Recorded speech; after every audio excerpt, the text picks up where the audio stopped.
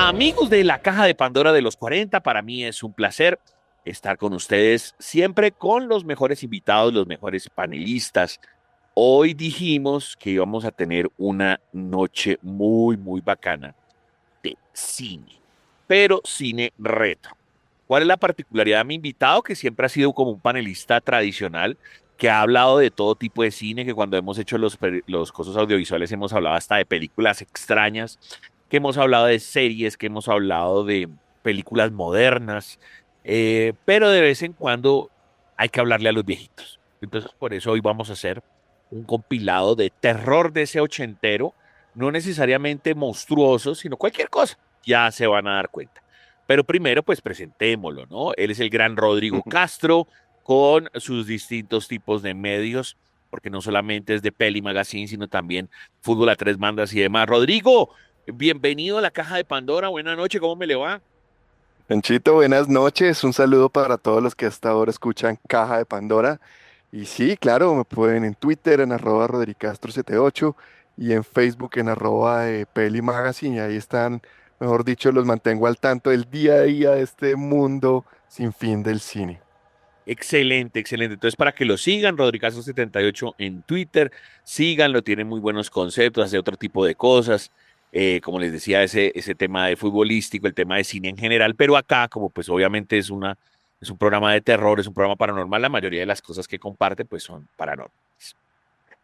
Hablemos y lo hacemos también ochentero porque es que esa es nuestra génesis. Entonces, digamos que antes de entrar en materia, cuando vos hacer la comparación de las cosas de los ochentas a hoy, ¿uno se debería sentir mal o simplemente uno dice como, hombre, pues es que es el progreso y los efectos no eran iguales, o mire que para los recursos que había en la época había gente muy buena? ¿Cómo poder hacer esa comparación y que la gente que de pronto hoy sea joven y diga, venga, vamos a meterle una vista a las películas de los 80 que esos manes me recomendaron? ¿Cómo te sentís? Pues, Chocito, yo aquí sí soy poco parcializado porque pues yo soy un geek, un fanático de todo lo ochentero y noventero. Y obviamente, pues está esa gota de nostalgia, ¿no? Entonces, yo sí defiendo mucho todo este tema y más de lo que vamos a hablar ahorita vale la pena que los que no han visto las películas que hablaremos esta noche las vean porque son como la semilla de lo que hicieron hoy. Es más, hoy en día muchas películas exitosas son básicamente remakes o basados en o historias parecidas a. Entonces yo diría que todo este tema de los 80 es algo que vale mucho la pena y además que fue una década bastante creativa, monstruos nuevos, en fin, que fue como el fin de la década de los 60 y 70, que básicamente pues hubieron los monstruos tradicionales, ¿no? Drácula, el hombre lobo, Frankenstein, y en los 80 empezaron estos directores a sacar todo este tipo de criaturas diferentes, locas, y mezclando acción y humor. Entonces yo creo que vale mucho la pena que los vean. Ok, y es más, usted, si es de nuestra generación, haga ese ejercicio que de pronto, pues nosotros si estamos en esa misma distancia de tiempo que un pelado, o sea, ponga para atrás 20, 30 años, entonces, y no, y me acuerdo que en la universidad, véanse Citizen Kane, véanse Casablanca, entonces de pronto a uno le da pereza, no sé, porque era en blanco y negro y demás. Pues sí, seguramente la calidad de video, pues no es a 4K ni obviamente la resolución y la imagen, pero hay un montón de cosas, como dice Rodrigo, que les van a ser muy útiles. Más, yo creería que por lo menos el 50% de la gente, por ejemplo, no sabe que Stranger Things es como cuatro películas de los 80, ¿cierto? Exacto, ahí hay de It, ahí hay de Goonies, eh, hay de Stand By Me. Exacto. Entonces ahí, eso es Stranger Things. Ok, pero antes de empezar, ¿vos crees en serio que, bueno, los efectos y todo, no hay unos que no son tan mal hechos? Es decir, de hecho, uno reconoce la artesanalidad de las cosas que uno dice, uy, había, sin tanto elemento tecnológico, se hacían artesanalmente unos efectos y unas cosas muy interesantes, ¿o no? Claro, y eso es interesante. Hay unas que sí tienen una vejez, pues no muy, muy buena, pero uno tiene que reconocer, o sea, no puede juzgar uno en este momento, uno tiene que decir, oiga, hace 40, 35 años, esta gente cómo hacía eso, las marionetas, el tema de sangre, el tema, por ejemplo, una película que inclusive se mantiene hoy en su mismo estilo que es Beetlejuice, por Ok. ejemplo, que lo hicieron con motion capture y ahorita que fue Beetlejuice 2 lo hicieron igual. Entonces ese tipo de cosas se me hace interesante y obviamente no son los mismos efectos, pero son demasiado, demasiado bien hechos. En la mayoría, ¿no? No en todas. Sí, obvio, obvio. Bueno, entonces hagámosle, como con cuál quieres comenzar de este especial de terror ochentero. No, es que hay varias. Pues tú, no, tú habías hablado, podemos empezar con el regreso, no sé, de los muertos vivientes. Tú A decías ver, que ok. querías escuchar esa película. Sí, sí, sí. Está dirigida por George Romero, que hubo varias, fue como una trilogía esta Ajá, película. ajá. Y es más, voy a comenzar por el final precisamente, de pronto como por el envejecimiento, entre comillas, de lo que era la situación. Y entonces, los ochentas, digamos, ahí no es como ahora que uno dice, no, sacaron una trilogía y la sacaron en un día, sino que eso se demoraba en serio año tras año tras año. Y entonces ahí sí la gente como con más ahínco se quejaba y decía, uy, las primeras tenían un guión y entonces la última se volvió como de pronto como muy sexualizada, como muy alejada de lo que eran las primeras dos. Entonces, tanto nos hicieron esperar para que salieran con este chorro de babas, pero pues todas las películas, siempre las secuelas corren el riesgo de que se vayan volviendo nada, pero sí dejan a las arcas de millones. O sea, uno dice la 3 de pronto no está entre las favoritas, pero la 3 alcanzó de todas maneras a recoger dinero, pese a que no fue como las primeras dos. Pero hablemos de esas dos, o sea, es que hubo unos temas que uno se decía, wow, esto está increíble, Rorro. Claro, sí, no, básicamente la última que es la más ochentera, porque obviamente la primera es una película que se hizo en el 68. Ajá. Entonces, que es un grupo que nos habla de lo de Pensilvania, un grupo de personas que se refugian en una granja y todo el tema. Mm. La segunda ya es bordeando los 80 del 79, pero la que todo el mundo recuerda, la que tú dices, que es el Día de los Muertos, Day of the Dead. Ujú. Entonces ahí básicamente esta película es súper interesante y bueno, eh, bueno, también hay un remake, ¿no? No, no Sí. olvidemos el remake que se hizo en los 90. Pero sí marca toda una tendencia del tema de los zombies, del tema Los muñecos, lo de que dice civil. Joe Romero, crack, ¿no? Ah, no, pues George Romero para mí es el papá de todo lo que tiene que ver con zombies. Él fue el que inició esto. Y uno ve a George Romero y se ve como un tipo totalmente loco, pero es un tipo brillante y hasta el día de hoy es fundamental. Es más, todas las series de Walking Dead y todo eso son todas inspiradas y en escritos que hizo George Romero. Y esta fue una de las películas más emblemáticas pues de este tema en los 80 que era muy el tema de los zombies que antes se hacía era mucho, era como con las, ¿cómo se llama esto? Con las momias y todo eso, pero el tema de los zombies no era tan recurrente. Entonces, esta es una película que marcó una pauta y es bastante interesante. Entonces se las recuerdo, vea, Noche de Muertos Vivientes 68, El Amanecer de los Muertos 78, Día de los Muertos Vivientes 85, George Romero, fallecido en 2017 a los 77 años, pero obviamente él hizo un montón de cosas más relacionadas con monstruos y muertos. ¿Qué más tenemos entonces, Rorro? Pues vamos con una que hay el rumor, todavía no es la confirmación, unos dicen que sí, otros dicen que no, pero para mí esto fue fundamental de pues monstruos ochenteros donde lo que te decía, que le mezclan mucho humor y efectos visuales. Estoy hablando de Gremlins de 1984, esta película pues que marcó toda una etapa, que la dirige Joe Dante, pero ahí obviamente estuvo metido Steven Spielberg produciéndola. Le dijeron que la escribiera, pero que la dirigiera, perdón, pero él finalmente no quiso, él no pensó que eso fuera a ser tan exitoso y bueno, yo la produzco, pero hasta ahí. Y no, pues es una locura. Cuenta la historia de estos mostricos que si tú les echas agua, les da la luz. ¿Y cuál es la otra? Agua, la luz, y se me Y que, olvidó. no, y que no coman mucho. Y que no Y, coman mucho, sí. y Que hay que un no mostrico, de coman. hecho, que se llama Gizmo. Y si a este monstruo le pasa eso, pues salen los monstruos malos de él. Y bueno, pasan un montón de cosas. De esta hubo dos versiones, ¿no? Gremlins uno y Gremlins 2. Y se es el rumor que el otro año sería el estreno de Gremlins 3. Esperemos que pueda pasar. ¿Vos también crees que empezar a meterle humor y acción a esas cosas también hizo que esto tuviera como otro aire? O sea, como que, ay, tiene que ser terror, terror, o si no, no hacemos las cosas. ¿Podría ser esa una forma en la que se volvió más marketinera este tipo de películas?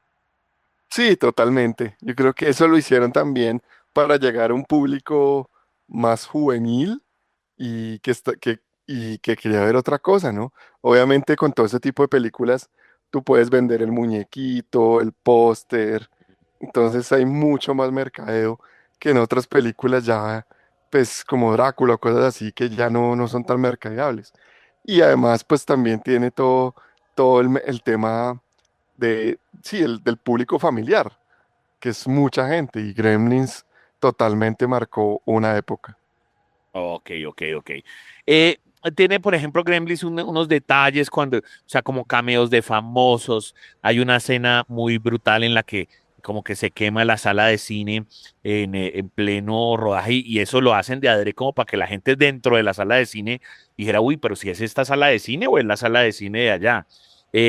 Los Ah, famosos sí, como la digo, pantalla, la sí, sí, sí. pantalla, eso es brutal y salen unos muñecos, supuestamente en donde debería ser la sala de Sale proyección. Spielberg haciendo un cameo de También, espalda también. también hacen lo del tema del final de New York, que es una vaina brutal. En fin, muchos detalles que yo creo que ayudaron a comercializar la película. Entonces voy a conectar con otra. No desconozco cómo habrá sido esa jugada, pero entonces listo, como esta ya estaba como medio chévere y chistosa y Gizmo era pues bonito, los demás eran horribles.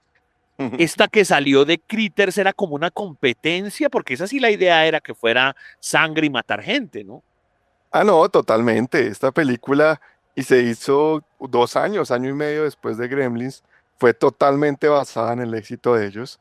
Y obviamente, pero acá sí se muestra eh, ellos como al principio de la película, no sé si te acuerdas, hay como una estación espacial, como una prisión. Y entonces ahí ya nos dan a entender que estos son malos, ¿no? Entonces, bueno, esos son, yo diría que los primos malos de los gremlins. Y obviamente es mucho más terrorífica. En los gremlins hay muertes, obviamente, pero no son tan explícitas, no salen mucho en pantalla. En cambio, en Critters sí, obviamente, se ven mucho más claras. Y bueno, Ok. yo siempre dije que Critters nunca fui muy fan de los Critters, para serte sincero, porque siempre es como el tema de Star Wars y ¿cuál es la otra? ¿Y Spaceballs, no Y era? es, no, ay, que uno es o le gusta Star Wars o le gusta ¿O Star Trek? o Star Trek. Ok, Algo así es lo mismo con Critters y Gremlins. Entonces yo siempre era más del Team Gremlins, toda la vida. Pero ok. estas criaturas también eran interesantes, ¿no? Eran como unos muñecos, eran peludos con una sonrisa inmensa, pero tenían dientes filudos y pues comían gente. Sí, señor, y comían gente. Bueno, ¿qué más tenemos? ¿Qué otras películas tenemos, Rodrigo? Bueno, un clásico también ochentero, pues yo diría que es La Cosa, ¿no? Ah, la cosa, sí, señor. Sí, la de Think, Que hay esta peli. variaciones al respecto, obviamente. Sí, sí, sí, hicieron un remake ahí, pero eso estuvo como flojo. No, la original de es dirigida por John Carpenter, es espectacular. Obviamente eso es basado en una novela, ¿no? Eso es basado en una novela. Y bueno, la historia de unos investigadores que se van a la Antártida y se encuentran con la cosa. ¿Y qué es la cosa? Pues no se sabe exactamente qué es. Es un parásito que imita a otros organismos. Entonces, pues van desapareciendo como uno a uno de los que están allá en esta estación y la cosa adquiere como figuras, se vuelve monstruo, se vuelve, bueno, varias cosas. Y fue una de las primeras películas, bueno, no, ya la conocido, pero hasta ahí se hizo famoso Carl Russell, me acuerdo. Carl Sí, Russell en esta película. claro, con Russell, que bueno, tiene un recorrido, creo que hasta en Marvel, si la memoria no es, sí, en Marvel obviamente tiene recorrido. Y entonces, claro, está el hecho de, bueno, no saber qué es la cosa, quién manda la cosa, y obviamente también con suspenso, porque pues, la cosa se va apoderando de todos estos seres. Entonces uno dice, pues, pucha, ¿realmente va a vencer la cosa por encima de los humanos o nosotros vamos a vencer a la cosa? Es muy, muy, muy interesante. ¿Qué más películas hay, viejo Rorro? Bueno, los 80 también marcan una época interesante obviamente las voy a nombrar todas, pero me voy a enfocar en una de estas Ok. películas de terror de animales. Ok. Entonces empezaron con pirañas, por ejemplo.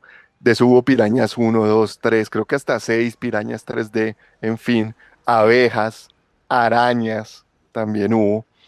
Entonces se hubo toda esta película de hormigas, hubo una película clase B que es malísima y las hormigas son como mutantes, pero hay una que a mí me gusta bastante porque es de un perro y que el perro es un perro que siempre reconoció por ser un perro noble, que es un San Bernardo. Y les hablo de la película Cuyo, Cuyo, sí, Cuyo el señor. perro asesino. La gente no se va a acordar de Cuyo. Bueno, le hablamos a la gente de nuestra generación. Usted igual díganos qué generación, si es pasada o nueva, y nos escribe con el numeral la caja de Pandora a los 40. Pero exacto, entonces el perro se vuelve como loco, le da rabia. ¿Qué es lo que pasa con Cuyo? Sí, es un perro, un San Bernardo. Esa película es como del 84 y es un San Bernardo rabioso.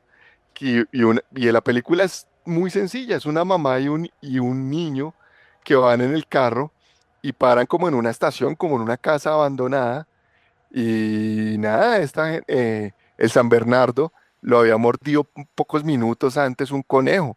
Entonces este perro se vuelve loco y exactamente ve llegar a estos dos y no hay nadie más. La mujer se baja pues a pedir ayuda o algo porque el carro no le funciona y el perro se les lanza y básicamente el 90% de la película es el perro atacándolos a ellos dentro del carro y y es supremamente impactante. Es un perro desenfrenado que rompe el vidrio, el niño gritando, la mamá tratando de protegerlo. Es muy interesante esta película, Cuyo, muy, muy terrorífica además y solo con un perro. Efectivamente, vuelvo un poco a lo que decía Rorro con, bueno, hay 100.000 películas sobre animales, pero entonces, exacto, estaba como muy de moda que esos animales como que atacaran en enjambre. Entonces, Sí. me acuerdo mucho cuando fue el tema de abejas. Bueno, las abejas per se te pueden matar, pero me acuerdo mucho cuando éramos chiquitos que efectivamente había y salía en las noticias como cuando ahorita se inventan cualquier fake news y la gente empieza a correr en círculos. ¿Qué hacemos? Dios mío, sacar el mundo. Porque la fake news de esa época era que las abejas eran africanas. Entonces, llegaron a Colombia las abejas africanas. Entonces, claro, uno relacionaba con la película que eran abejas normales. Insisto, un enjambre de abejas normal también te puede joder, pero como las abejas africanas sí tienen veneno y demás, entonces decían que venían y entonces la gente, todo es por esta película de los 80 que no sé Sí. qué, ta, ta, ta. Entonces la gente salía, entonces la gente que sí vivía en pueblos decía, pucha, estas son, estas son. Y además, pues imagínese, uno, pues cualquier citadino que va a saber cuál es una africana y cuál no, no tiene ni idea, que ¿Quién era se la pone a fake news de mirar? la época, ¿no? ¿Te acordás? Claro, claro, total. Eso fue todo un rumor y hizo que la gente desafortunadamente atacara a las abejas. Eso fue. Exactamente. Eso es lo que suele pasar con ese tipo de cosas. ¿No? Y, Bueno, y- y una mención honorífica, me sí. acabo de acordar, obviamente de animales, obviamente Tiburón, que no es solo la mejor película, pues sí, el género de terror en general, sino de la historia en general, y Orca, la ballena asesina, que hace poco están haciendo un remake de Orca. Ok. Entonces, como por tenerlas ahí en cuenta. Ok, ok. Mencionemos también de animales, ratas, también hay muchas, y hay una que se llama, por ejemplo, Unknown Origin, que las ratas ya se salen como porque hay distintas, hay una que ya es como una rata gigante, que es la que yo digo que es un Unknown Origin, que pues digamos que es como si fuera un padre de las ratas sobre las demás ratas, pero pues está también otro que simplemente es enjambre, pues no es un enjambre, sino una manada de ratas y se apoderan de distintas ciudades. Esas de animales, como dice Rodrigo, son una locura. Uno piensa que se van a meter en la casa las manadas de estos animales, ¿no? No, sí, esas películas son, no, pero son interesantes. A mí, la verdad, son divertidas de ver. Tengo una, A la ver, que sigue, que es otro clásico de terror y ciencia ficción, pues también con nombre animal, pero pues, pero nada que ver, también, obviamente, es un remake de una película que se había hecho en el 60. Estoy hablando de La Mosca. ok, bien. Sí, que también fue muy clásica de los 80. Fue el inicio de Jeff Goldblum, el conocido científico de Jurassic Park. Gina Davis también sale en esta, estaban empezando. Y obviamente esta película tuvo una secuela, La Mosca 2, ya en el 90. Entonces, estas películas como que empezaron todo este tema de ciencia ficción y terror. y nos cuenta la historia de un científico que es supremamente brillante, excéntrico y tiene una idea de teletransportarse de un lugar al otro y en medio del experimento pues se le mete una mosca a una cabina y pasa el tiempo, él se empieza a enfermar y se empieza a convertir en mosca. Una película bastante grotesca de ver, pero es muy chévere. Hoy en día uno la ve y esa es otra que tiene una vejez interesante. Y ahí, por ejemplo, empezamos a hablar de lo que son secuelas, porque la 2 es muy buena. Entonces ahí uno, exacto, como que todo el mundo dice, no, que es que la secuela, no sé qué. La 2 es muy buena película, con todo y de que hubo diferencias, ya no estaba Brondol, o sea, pues no estaba la mosca original y todo, pero o sea, el guión resistía al final, es una cosa de locos. Sí. Las babas, el ácido, el bicho, no, una locura. Porque El exacto, punto de siempre se vista dice, de la mosca también es exacto, chévere. siempre se dice eso, ¿no? Cuando ya después las segundas y terceras, obvio, lo que yo dije al principio de este segmento, como pues se hacen por plata, pero no, hay películas que la segunda, la tercera, la cuarta, la quinta son muy buenas. Esta, por ejemplo, la segunda es muy buena La Mosca. ¿Qué más tenemos, Rorro? Bueno, tengo otra que también tiene mucho humor, mucho terror y mucha música. De hecho, es un musical de comedia negra, La tiendita del horror, con el gran Rick Moranis y Steve Martin. Como odontólogo, yo creo que es uno de los personajes más divertidos de Steve Martin, la gente se olvida de él. Y básicamente es de un señor que compra una mata carnívora y el tipo es un loser, pero la mata le da como ideas y le da como que lo envalentona y de un momento a otro este empieza a matar gente y el dentista es un tipo que hace sufrir literalmente a todos los pacientes, escenas memorables de Steve Martin con los pacientes en la silla, les hace abrir la boca, los taladra, la gente grita y bueno, él lo asesina y lo que pasa es que a él la mata, le gusta que él mate gente porque obviamente es el alimento de ella. Y bueno, es muy interesante y empieza a alimentar a la mata cada vez más y cada noche tiene que matar a alguien para que la mata coma. Entonces, una película con mucho humor, música y terror. Y es bien rara esa película. También, si no tengo muy claro si viene de algún libro o alguna obra de teatro, pero entonces, claro, la gente pues, ahí sí se choca con una vaina que esto qué es, porque exacto, viene musical con teatro, con terror, con canciones, y la mata también vendría a ser como una mata de Mario Bros, para que usted lo tenga en cuenta, una mata ahí con la cabeza redonda, pero pues obviamente es una mata que come Sí, carne eso humana. originalmente era una obra de teatro, luego hicieron una película como en los 60 y luego sí hasta el 86. Brutal, brutal. Bueno, ¿qué más tenemos, Error? Bueno, vámonos por otra que es ya también, pues yo diría que pues de lo que hay un clásico, pero más que clásico es una de las mejores también películas, no solo de terror, sino también en general, yo diría, que con el gran Jack Nicholson de Shining. Esto Ah, ya es otro nivel, maravilloso, grandes ligas. maravilloso, maravilloso. Esto es terror psicológico y obviamente es producida y dirigida por Stanley Kubrick, Jack Nicholson, Cherry Duval, en fin, ganadora de Oscar. Es basada obviamente en una novela del 77 y pues esta película cuenta la historia de Jack Torrance, un escritor que acepta un puesto como vigilante de un hotel allá en una montaña de invierno y ya cuando él se va allá con la familia, su esposa y su hijo, empiezan como a tener trastornos de personalidad, no duerme, el tipo empieza a tener visiones y bueno, se vuelve loco y empieza a querer matar a su familia. Es una locura de película, una fotografía, unos colores y lo que digo, aparte de ser de las mejores películas de terror, sino en el top 3 es una de las mejores películas en general. La tienen que ver sí o sí, The Shining. Sí, ya ahí ese es otro terror, ya, pues no es monstruo, pero bueno, el tema del suspenso, el terror, lo que define a Kubrick en mil cosas de fotografía, porque igual, pues Kubrick después hace un montón de películas, pero exacto, cómo encuadra la foto, cómo gusta a los personajes, en repetir mil veces las escenas, bueno, en fin, es una locura de película. Y obviamente ustedes de pronto tienen ese acercamiento por Los Simpson, pues después de Sí. esa generación setentera vino la ochentera, la noventera que dije, ah, vea, esto sale de acá. Y ya a partir de ahí también un montón de películas también copian esa situación. Si la memoria también no me falla, hay algo ahí como que es como si fuera, no sé ni siquiera decir si es un remake.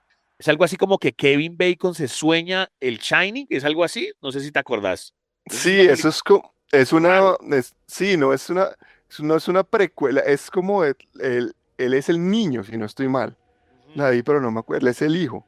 Y se Exacto, es empieza una a visión tener, totalmente diferente de la película.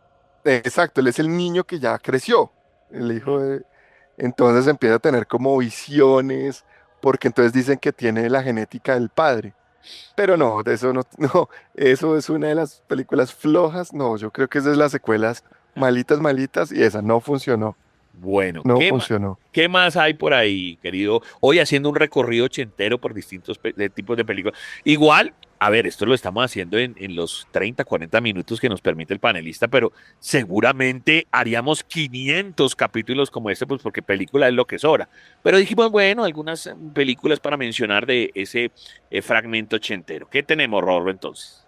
Pues otro clásico de los ochentas, o sea, yo creo que ustedes todos lo conocen, o si no lo conocen, lo han escuchado, o si lo ven, saben quién es.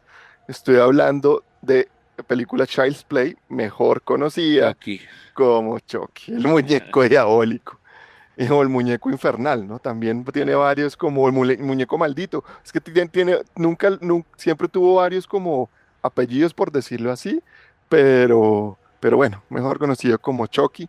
Esta película del 88, dirigida por Tom Holland y producida por David Kirschner, un famosísimo productor de este tipo de películas como de muñecos y todo ese tema, y que trabajó en Pesadilla sin fin, pues hizo esta película de Chucky, y básicamente es una película ya de culto y que cuenta la historia de un asesino que pues, obviamente es un fugitivo, lo persiguen por las calles en Chicago, no sé qué, ta, ta, ta, ta, ta. El tipo escapa, pero entonces en una tienda de juguetes, ahí muere y hace como un vínculo con uno de los juguetes, antes de morir, como una especie de hechizo, como un vudú, Sí, como un el rito. tipo hace, sí, como un rito, y transfiere su alma a uno de los muñecos. Entonces, pues el muñeco lo compra una familia y ahí empieza toda esta historia de Chucky, que empiezas pues con su cuchillo y en fin. Entonces yo creo que pues no podía faltar esta película en el resumen de hoy. Es increíble cómo Chucky, que de pronto uno ya al final, exacto, como ya ve y la 4, la 5 y la 6 uno dice, no, esto no va a tener ningún tipo de futuro ya, como pues, como comenzó, o sea, uno pensaba que iba en degradé, pero en algún punto tuvo una resurrección con lo del tema de la esposa, que los hijos, y después entonces se convierte en serie. Entonces terminamos conectando muchas generaciones con el mismo muñeco, y para Total. ellos es exitoso. Yo nunca pensé que eso fuera a pasar, le cuento. No, total. Y la gente sigue fanática de Chucky. Y por ejemplo, sí, lo que tú decías, Chucky, la esposa de Chucky, todo eso, y además es un poco ya ridículo. Pero como decían, exprimían el producto hasta el sinfín y hoy en día se sigue vendiendo el muñeco de Chucky. Yo digo que se sigue vendiendo y bueno, es todo un éxito en este tipo de películas de muñecos. Bueno, yo creo que alcanzamos por ahí un par más, o tres. A ver, una más, Rorro, ¿qué más tenemos? Una rápida, vámonos al género también de terror con un poquito de ciencia ficción, pero yo la voy a meter porque pues también tiene como diferentes monstruos, pero también fue muy importante porque esta película marcó un hito en efectos visuales.